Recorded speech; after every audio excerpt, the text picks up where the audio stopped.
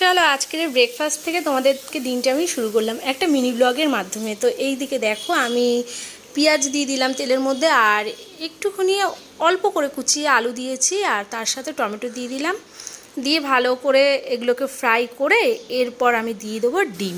আর দুটো ডিম আমি এখানে ফেটিয়ে নিয়েছি, দুটো ডিম দিয়ে দিলাম। আর ডিম দিয়ে না বিশেষ করে আমার খুব একটা খেতে চাউমিন ভালো লাগে না, কিন্তু আর ইদানিং আমার এখন ডিম খেতে ইচ্ছা করে না। কিন্তু কি করব, এই যে আমার ছেলেটি সে হচ্ছে ডিম ছাড়া একদমই কিন্তু কিছুই পছন্দ করে না, তার সব কিছুতেই ডিম লাগবেই লাগবে।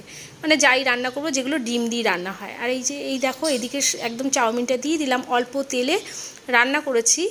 আর একদমই সাদা সাদা, তোমরা দেখলে বুঝতে পারছো। আর ওপর দিয়ে একটু লঙ্কা ছিটিয়ে দিলে ব্যাস আমাদের কিন্তু এই ব্রেকফাস্ট বানালাম চাউমিন আর খাওয়া হয়ে গেছে। এখন কাছাকাছি কিছুটা করা হয়ে গেছে, সেগুলোকেও আবার শুকিয়ে দিয়েছি, আবার কিছুটা কাচবো। তো এখানটা দেখো কত কিছু জড়ো হয়ে রয়েছে।